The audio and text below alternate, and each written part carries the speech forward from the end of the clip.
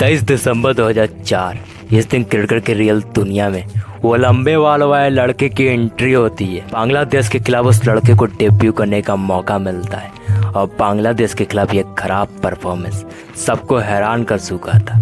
शुरुआती 4 मैचों में मैच 22 रन बनाने के बाद उसका कैरियर खत्म होने के कगार पे था। ऐसे में क्रिकेट की दुनिया में एक सवाल था कि क्या वो लंबे वाले वाले लड़का अगला मैच खेलेगा, क्या उस लंबे वाले लड़के को एक और मौका मिलेगा। कुछ इन्हीं सवालों के साथ प्रारंभ होती है महेंद्र सिंह धोनी की नई गाथा। नमस्कार, आप देखना प्रारंभ कर चुके थे बाउंड्री लाइन।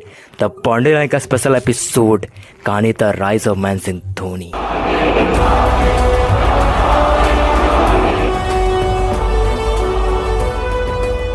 रांची की आम गलियों से निकलकर देश का स्टार बना है वो शख्स देश के लिए शुरुआती 4 मैचों में मैच 22 रन बना पाता है।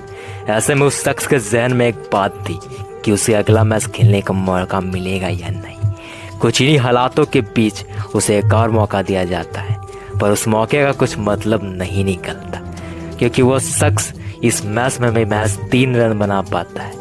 इस परफॉर्मेंस के बाद अब अंततः उसे विश्वास हो चुका था कि अगला मैच उसके लिए नहीं है, पर कुदरत का करिश्मा कहो या कुदरत का इंतजाम, उसे अगला मैच भी खेलने को मिलता है। दरअसल पहला मैच जीतने के बाद कप्तान सौरव गांगुली अपने परफॉर्मेंस से खुश नहीं थे क्योंकि वो पाकिस्तान के खिलाफ खाता नहीं खोल पाते। ऐसे में कप्तान सौरव गांगुली ने 5 अप्रैल को महेंद्र सिंह धोनी को तीसरे नंबर पे बल्लेबाजी करने का मौका दिया। टॉस होने के बाद जब सौरव वापस आए तो उन्होंने मुझे बताया कि आई एम बैटिंग नंबर 3। नहीं, ऑब्वियसली वो एक दिवसीय क्रिकेट में खेलेगा, 3 नंबर खेलेगा कि ओपन करेगा कि 7 नंबर खेलेगा, वो डिपेंड करेगा। 5 मैचों में मैच 25 रन बनाने के बाद उससे ये पूरी दुनिया उम्मीद खो चुकी थी, परंतु दाता और कुछ दिक्कत महेंद्र सिंह धोनी पे अब भी उम्मीद जता रहे थे। सीरीज का दूसरा मैच और विशाखापट्टनम के इस मैदान पे गांगुली और इंजवा उलक एक दूसरे के आमने सामने थे। पाक यह मैच जीतकर इस सीरीज में 1-1 से बराबरी करना चाहती थी, तो वहीं गांगुली यह मैच जीतकर इस सीरीज पे कब्जा जमाना चाहती थी। टॉस होता है, टॉस दादा के पक्ष में गिरता है और दादा ने टॉस जीतकर पहले बल्लेबाजी करने का निर्णय लिया।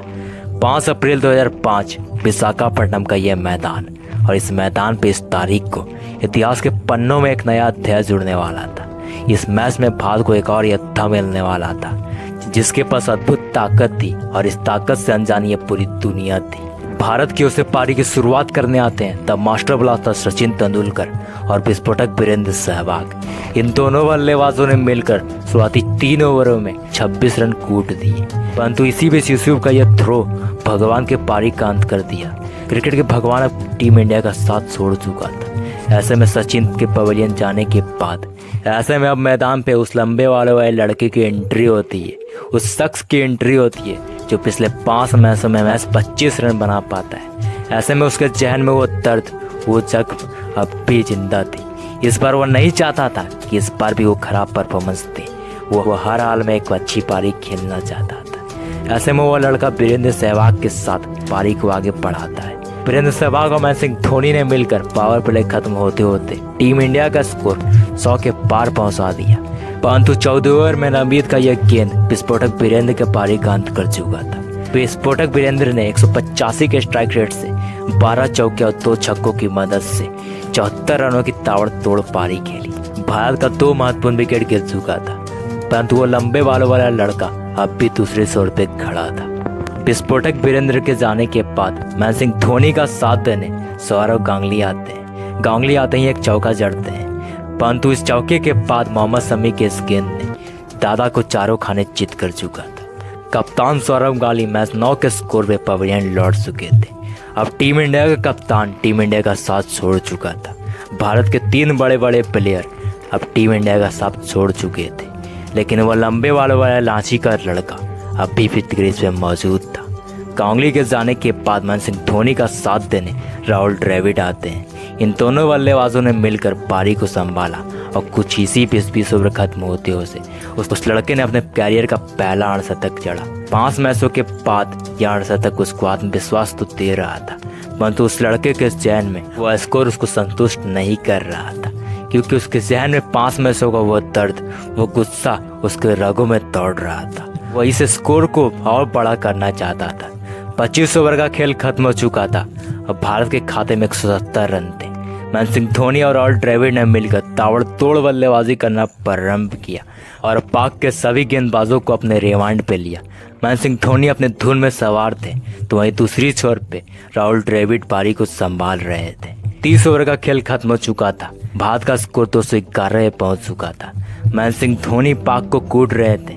32 ओवर के पहली गेंद थे महेंद्र सिंह धोनी का यह चौका और इस चौके के साथ महेंद्र सिंह धोनी 99 पे पहुंच चुके थे। और दूसरी गेंद है महेंद्र सिंह धोनी का यह 1 रन और इस 1 रन के साथ महेंद्र सिंह धोनी अपने कैरियर का पहला शतक जड़ते हैं। 5 मैचों में 25 रन बनाने के बाद महेंद्र सिंह धोनी का यह शतक सबकी होश उड़ा चुका था। रांची का वो लंबे बालों वाला लड़का अब रांची का राजकुमार बन चुका था।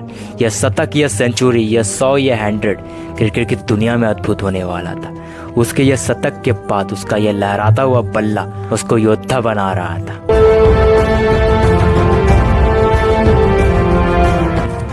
भारत को यह कार योद्धा मिल चुका था। अब महेंद्र सिंह धोनी का यह बल्ला, यह शॉट पाक बॉलर्स का दिल दहला रहा था। 40 ओवर में महेंद्र सिंह धोनी ने शायद अफ्रीका की गेंद पे 18 रन कूट दिए। महेंद्र सिंह धोनी के इस बल्लेबाजी को देख पाक की टीम में हाहाकार मच चुका था। पाक का कोई भी गेंदबाज महेंद्र सिंह धोनी के बल्लेबाजी के सामने टिक नहीं पा रहा था। 40 ओवर का खेल खत्म हो चुका था। टीम इंडिया का स्कोर 280 पे पहुंच चुका था, परंतु 41 ओवर में महेंद्र सिंह धोनी एक बड़े शॉट के प्रयास में मोहम्मद हाफिज का शिकार बन चुके थे। रांची का वो राजकुमार के पारी का अंत हो चुका था। उस दिन महेंद्र सिंह धोनी ने 15 चौके और 4 छक्के की मदद से 148 रन की धुआंधार पारी खेली थी। सिंह धोनी की इस पारी ने उसे आत्मविश्वास दे चुका था और इस पारी के साथ उसे क्रिकेट की दुनिया में एक नई पहचान मिल चुकी थी।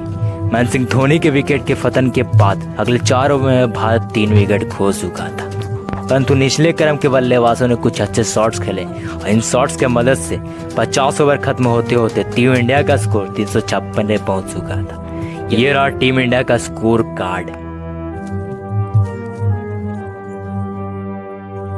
ये रहा पाक बॉलर्स का स्कोर कार्ड। पहला मैच हारने के बाद पाक हर हाल में यह मैच जीतना चाहता था। पाक यह मैच जीतकर इस सीरीज में 1-1 से बराबरी करना चाहता था। पाक की ओर से पारी की शुरुआत करने सलमान भट्ट और शाहिद अफरीदी आते हैं। शाहिद अफरीदी एक ऐसा प्लेयर जो किसी भी टीम को अकेले तबाह कर सकता था, परंतु पहले ओवर की दूसरी गेंद पे आशीष नेहरा का यह गेंद उसको बिना खाता खोले पवेलियन भेज चुका था। शाहिद अफरीदी बिना खाता खोले अब पवेलियन लौट चुके थे। मिडिल क्रम के बल्लेबाजों ने कुछ अच्छी साझेदारी की और पाक के 30 ओवर खत्म होते होते पाक का स्कोर 220 पे पहुंच चुका था।